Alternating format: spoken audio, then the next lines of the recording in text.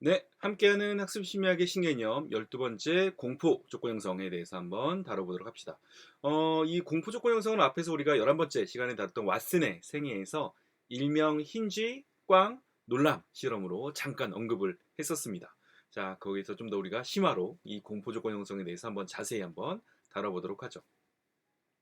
왓슨은 우리가 이제 행동주의 심리학자라고 했죠. 그래서 기본적으로 인간의 정서, 감정 역시 학습이 된다라고 생각을 했습니다. 그래서 이런 그 뭐 사랑이라든가 뭐 이런 공포라든가 이런 감정들도 조건 형성을 통해서 학습될 수 있음을 증명하고 싶었던 거죠. 그 일환으로 바로 이 공포 조건 형성 실험이 시작됩니다. 즉 공포도 조건 형성될 수 있다라는 것을 증명한 실험이라는 거죠. 이 실험은 1920년 왓슨과 그의 제자였던 바람난 레이너와 함께 진행된 실험입니다. 그래서 왓슨이 근무하던 병원의 아이였던 그 꼬마 알버트, 리틀 알버트를 대상으로 실험이 진행된 거죠. 그래서 리틀 알버트에게 먼저 큰 소리를 갑자기 칩니다. 실제로 큰 소리 이제 말국 같은 쇠 막대기를 리틀 알버트 뒤에다 달아놓고 갑자기 꽝 친 거죠. 그랬더니 리틀 알버트가 깜짝 놀라며 웁니다. 즉 큰 소리 공포가 된 거죠. 그 다음에 두 번째로 리틀 알버트에게 힌지를 제시합니다. 힌지를 제시했더니 리틀 알버트는 공포를 느끼지 않습니다. 즉 여기서 힌지는 중성 자극, 큰 소리는 무조건 자극, 공포는 무조건 반응이 되는 거죠.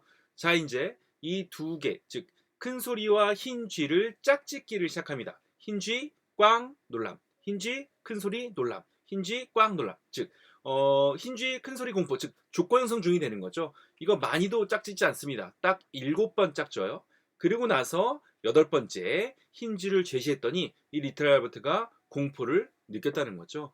이 왓슨과 레이너 논문에 따르면 이 알버트는 뭐 약간 감정이 둔감하고 뭐 냉정한 아이. 이건 이제 번역의 문제인 것 같은데 조금은 이제 약간은 어떤 정서적으로 이렇게 표현이 이렇게 풍부하지 않은 아이였던 것 같아요. 근데 이제 이 여덟 번 짝지었을 때 여덟 번째 힌지를 제시했을 때 리틀 알버트가 어떤 반응을 보였는지 이 왓슨 레이너 논문에 잘 기술되어 있습니다. 흰 쥐가 제시되는 순간 그 아기는 즉 리틀 알버트는 울기 시작하였다. 거의 즉각적으로 알버트는 급격하게 왼쪽으로 돌아 넘어졌고 두 손과 발로 몸을 일으켜서 너무나 빨리 기어가서 다른 쪽으로 가는 통에 탁자의 모서리에 부딪히지 않도록 알버트를 붙잡는 것조차 어려웠다라고 기술되어 있습니다. 우리가 이 뭐 간단한 짧은 문장이지만 이 리틀 알버트가 얼마나 공포를 느꼈는지 우리가 충분히 이 문장을 통해서 느낄 수 있죠. 그래서 우리가 이제 이 실험의 어떤 윤리적 문제는 따로 언급할 필요가 없을 정도로 문제가 좀 심각하죠. 지금으로 치면 이제 아동학대고 이제 뭐 왓슨을 뭐 요즘 말로 하면 매드 사이언티스트 미친 과학자가 되는 거죠. 게다가 이제 이 실험이 종료가 된 후에 이 리틀 알버트가 얼마 안 있다가 몇 년 있다가 뭐 뇌수종인가 이걸로 이제 죽었다라고 또 알려지면서 또 왓슨이 그 후대에 더 비난받게 되죠.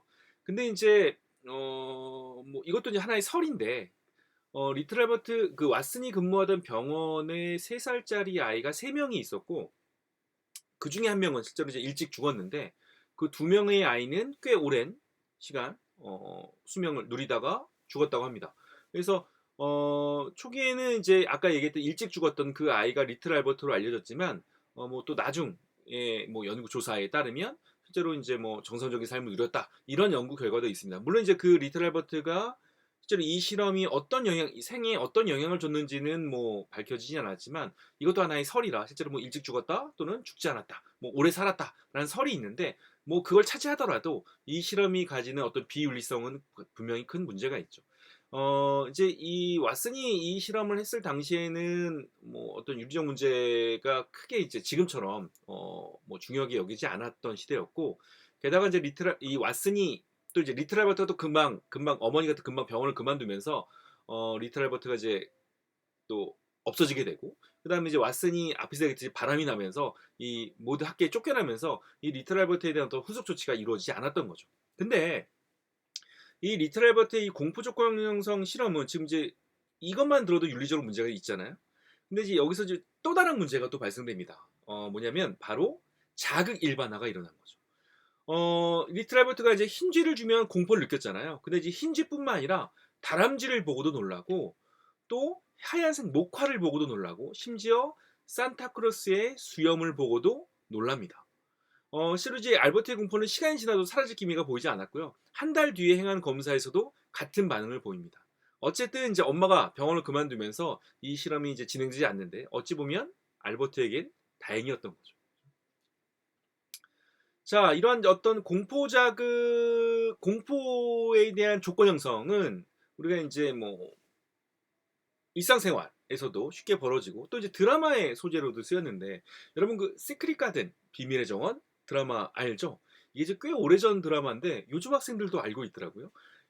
현빈하고 하지원이 주인공이었던 현빈의 주인공 이름은 누군지 생각이 안 나는데 하지원의 주인공 이름은 기억이 납니다. 바로 길라임이죠.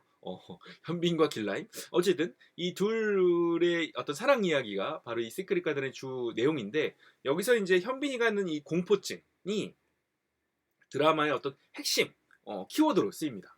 현빈이 폐쇄공포증에 걸렸죠. 이 현빈이 폐쇄공포증에 걸린 그 과정을 한번 다뤄봅시다. 현빈이 이제 엘리베이터를 타고 올라가는데 갑자기 불이 납니다. 그죠? 그래서 막 죽어가는데 갑자기 소방관이 짠 나타나가지고 현빈을 구하죠. 근데 현빈을 구하고 나서 이제 소방관이 탈출하다가 소방관이 떨어져 죽습니다. 자, 여기서 이제 현빈이 공포증이 생기는데 바로 엘리베이터 타인의 죽음 공포죠. 여기서 이제 단 한 번 짝지어집니다. 근데 이제 뭐가 생겨요? 엘리베이터 공포가 생기죠. 그래서 현빈이 드라마에서 보면 내용을 보면 엘리베이터를 못 타고 항상 이동할 때 에스컬레이터를 타고 이동합니다. 즉 엘리베이터에 대한 공포증이 형성이 된 거죠.